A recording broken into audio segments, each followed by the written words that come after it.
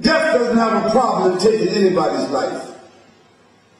Death is completely oblivious of age.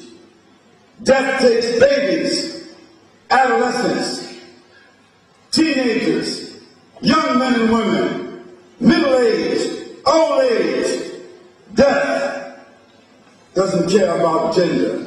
Death doesn't care about status. Death doesn't care about race. Pretty people, prosperous people, powerful people, and people with great plans. Death takes all of them also. Anyone can die at any time, and everyone will die at some time.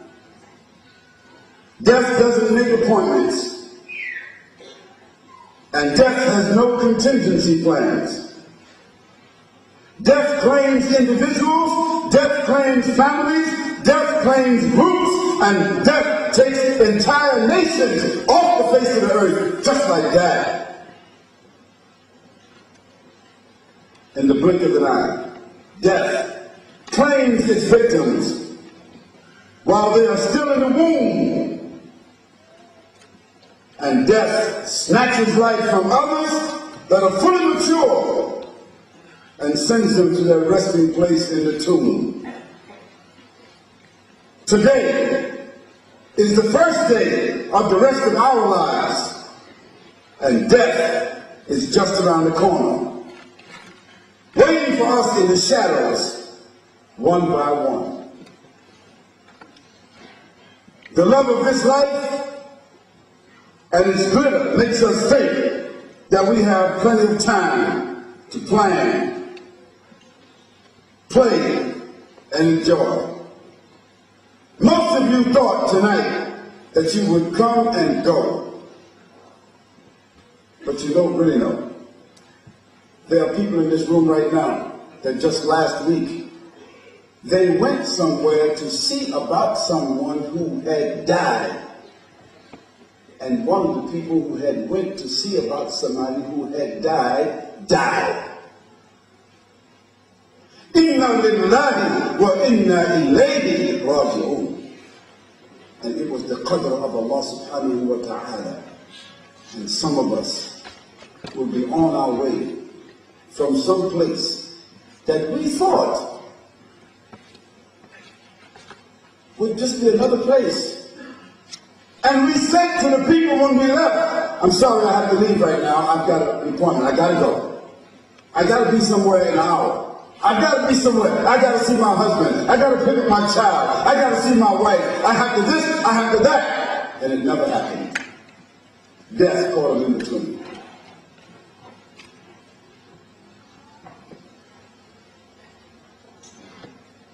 Our preoccupation with children, wives, husbands, homes, automobiles, business, personal ambitions, and competing for material acquisitions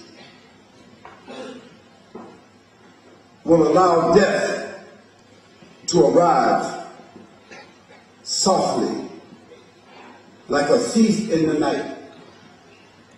Some of us will go to bed, and in the morning, death snuck in and snatched somebody that was inside of our homes. Or we get a phone call. Our mother, our father, our grandmother, our grandfather, our child, our friend, our neighbor, who we saw just yesterday or spoke to, was laughing and talking. Death came that night and snatched him. Some of us sitting here may not be here next year, next month, next week, or for that matter, the next day. Each of us needs to take an inventory and evaluation of our lives while we are able to do so. Fortunate is the person that takes a moment and a deep breath to appreciate and rearrange their lives before that tragic and lonely moment arrives. Fortunate is the human being that is aware of its creator, is grateful is humble and striving to discipline themselves and willing to purify themselves. So Allah subhanahu wa ta'ala says in the Quran, قَدْ أَفْلَحَ مَنْ زَكَّاهَا وَقَدْ خَابَ مَنْ دَسَّاهَا. A day will come to each of us that we will wish that we had listened, as the Quran says, وَلَوْ كُنَّا نَسْمَعُ أَوْ نَعْقِلُ مَا كُنَّا فِي أَصْحَابِ السَّعِيرِ فَاعْتَرَفُوا بِذَنبِهِمْ فَسُحْقًا لِأَصْحَابِ السَّعِيرِ. A day will come to each of us that we will wish that we had listened and used our intelligence. We will wish that we had bowed down. We will wish that we had made salah. Those of us that are Muslims by name, Muslims by tongue, Muslims by culture, Muslims by food. Those of us that are Muslims and we have not prayed. We keep saying to ourselves, passing by the mosque, hearing the adhan, looking at the Quran sitting on that shelf, watching our mother pray, watching our father pray, seeing somebody else pray, and telling someone else, pray for me, make dua for me. On that day, you will wish that you had made ruku. You will wish that you had made sajda. One time. We will wish that we had read the Quran.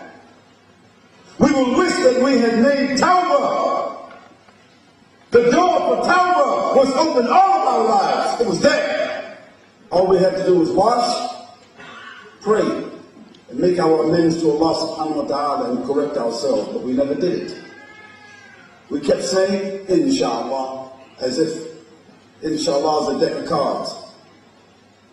As if inshallah is some kind of special currency. As if inshallah is some kind of guarantee that you're going to live tomorrow. We kept saying, inshallah. But when death comes, it is mashallah.